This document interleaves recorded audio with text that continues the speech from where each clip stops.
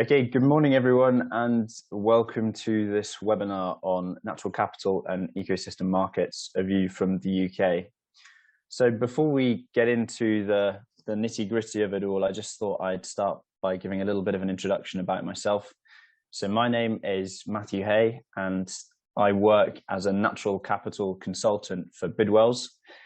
Bidwells is a well-established property consultancy primarily, but over time has specialized in other aspects of land management. So I'm based up in Scotland, and in our Scotland division, we have teams that specialize in forestry, in renewable energy, in estate management, and as of 2021, in natural capital as well. So my work day to day really involves going out and engaging with land managers who want to do things a bit differently, who want to manage their land for nature and climate, but in a way that is financially sustainable and that works with the other aspects of their business. So I do a lot of consulting around environmental strategy for estates, and in particular looking at how we can finance the necessary projects and interventions that are going to really deliver for nature and climate.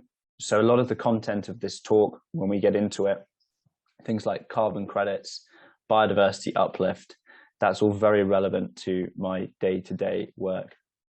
But on a personal level, I also have a real interest in natural capital. I'm an ecologist at heart, and it's pretty obvious to most people, even if you're not an ecologist, that the impact we're having on the natural world is unsustainable, even in the medium term, and that things need to change pretty rapidly if we're to avert serious catastrophe in the future. So I come at this from both a professional and a personal aspect. And the photo of me there on the right-hand side, this was on one of my clients' estates up in the Highlands of Scotland. And what I'm standing in front of is a peat bog, and specifically it's a peat hag. I'm 5'10", so you get a sense of how tall that peat hag is. And peat accumulates at about 1 millimeter per year.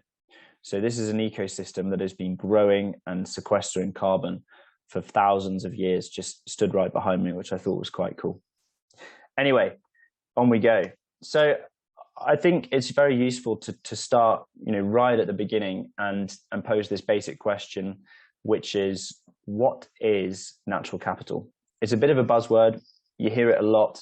It's now been picked up by policymakers and is often used in policy.